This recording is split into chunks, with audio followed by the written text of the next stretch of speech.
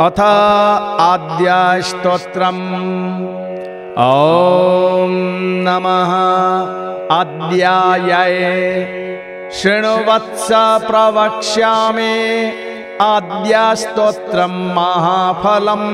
यः पठेत् सततं भक्त्या स एव विष्णुवल्लभः।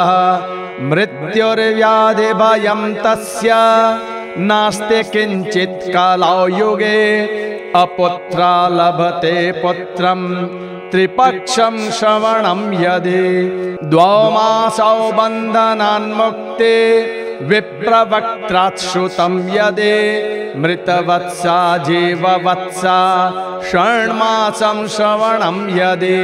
नौकायां सङ्कटे युद्धे पठनाज्जयमाप्नुयात्। लिखित्वा स्थापयेद् गेहे नाग्निचारा भयं क्वचित्।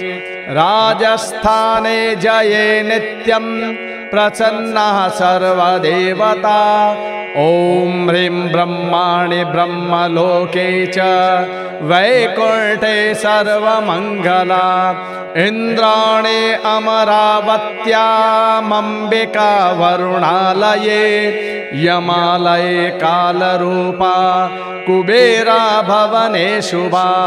महानन्दाग्निकोणे च वायव्यां मृगवाहिने। नैऋत्यां रक्तदन्ता च ऐशान्यां शूलधारिणे। पाताले वैष्णवे रूपा सिंहले देवमोहिनी। सुरसा च मणिद्वीपे लङ्कायां भद्रकालिका। रामेश्वरे सेतुबन्धे विमला पुरुषोत्तमे। विरजा औड्रदेशे च कामाक्षा नीलपर्वते। कालिका वङ्गदेशे च अयोध्यायां महेश्वरे। वाराणस्यामन्नपूर्णा गयाक्षेत्रे गयेश्वरे। कुरुक्षेत्रे भद्रकाले वज्रे कात्यायनी परा। द्वारकायां महामाया मथुरायां माहेश्वरे। क्षुधा त्वं सर्वभूतानां वेला त्वं सागरस्य च। नवमे शुक्लपक्षस्य कृष्णसैकादशे परा। दक्षसा दुहिता देवे दक्षयज्ञविनाशिने। रामस्य जानकी त्वं हि रावणध्वंसकारिणे। चण्डमण्डवधे देवे रक्तबीजविनाशिने। निशुम्भशुम्भमथिने मधुकैटभघातिने। विष्णुभक्ति प्रदा दुर्गा सुखदा मोक्षदा सदा।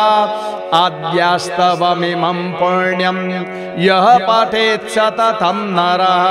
सर्वज्वरभयं न स्यात् सर्वव्याधिविनाशनं। कोटितीर्थफलं तस्य लभते नात्र संशयः। जया मे चाग्रतः पातु विजया पातु पृष्ठतः। नारायणे शीर्षदेशे सर्वाङ्गे सिंहवाहिने। शिवदूते उग्रचण्डा प्रत्यङ्गे परमेश्वरे। विशालाक्षे महामाया कौमारे शङ्खिनी शिवा। चक्रिणे जयधात्रे च रणमत्ता रणप्रिया। दुर्गा जयन्ती काले च भद्रकाले महोदरे। नारसिंहे च वाराहे सिद्धिदात्रे सुखप्रदा। भयङ्करे महारौद्रे महाभयविनाशिने। इति ब्रह्मयामले ब्रह्मनारदसंवादे आद्यास्तोत्रं सम्पूर्णम्। ॐ नमः आद्याय। ॐ नमः आद्याय। ॐ नमः आद्याय।